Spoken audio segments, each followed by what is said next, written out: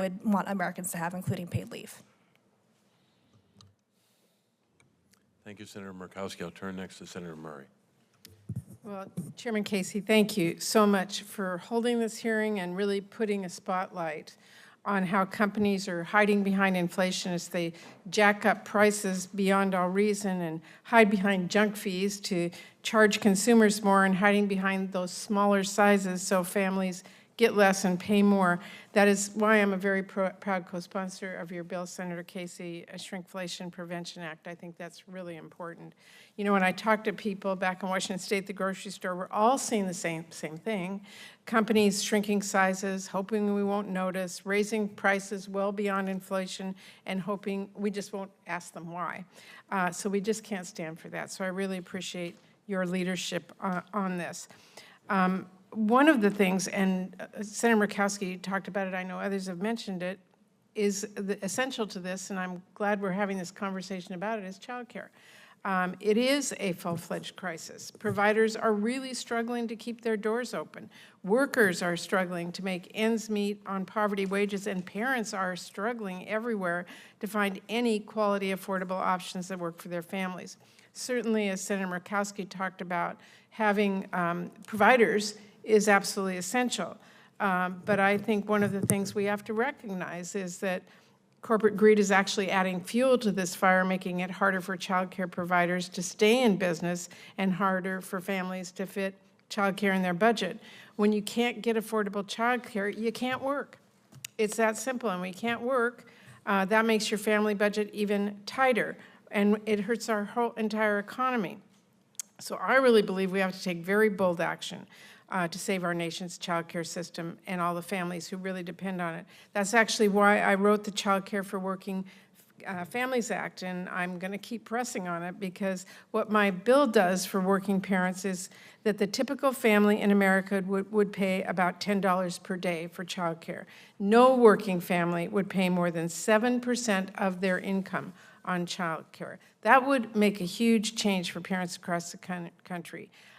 This is such a huge cost to families, and it's one we can absolutely bring to this conversation and need to have at this conversation. And it's how we build a fair economy that works for families, where child care is affordable and companies don't profiteer off inflation, and wealthy pay their fair share. And that's I think, what all of us are working to move towards.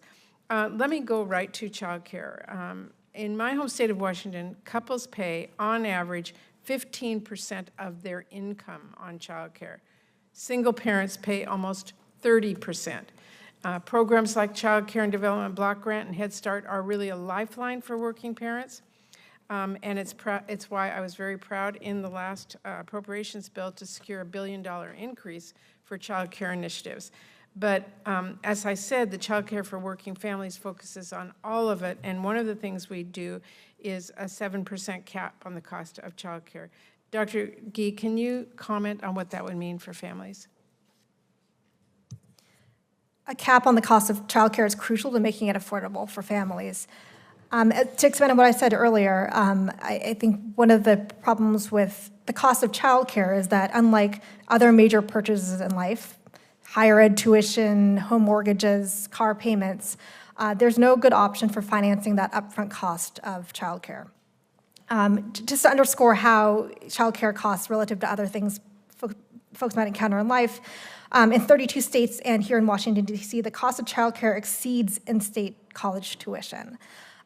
This is also a cost that is actually decreasing over a child's life. The most labor-intensive period of childcare is for infants and toddlers, but that coincides, that's the opposite of the trajectory of parental earnings that we would expect to see, where people tend to get promoted and earn more over their lifetimes, which means that families are facing a very high cost early in that life cycle.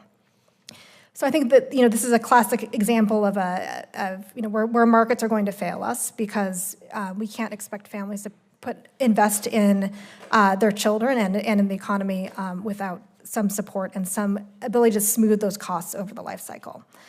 I would also say that investing in child care is important for the economy overall. It enables parents, particularly women, to participate in the labor force, which is important for families' overall economic security and for employers being able to hire the workers they need. Thank you. And Mrs. Wiggle, I see by your resume that you are the mom of 11 children. Talk to us about what childcare means to you. So childcare for us is not an option.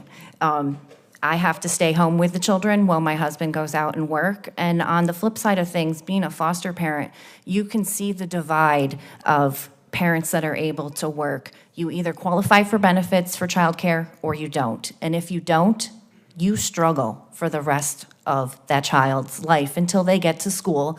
And if you're lucky enough to be in a public school that will have affordable before care and after care, it's just not even an option for most families, including my family, which I would consider us upper middle class, and it's not an option.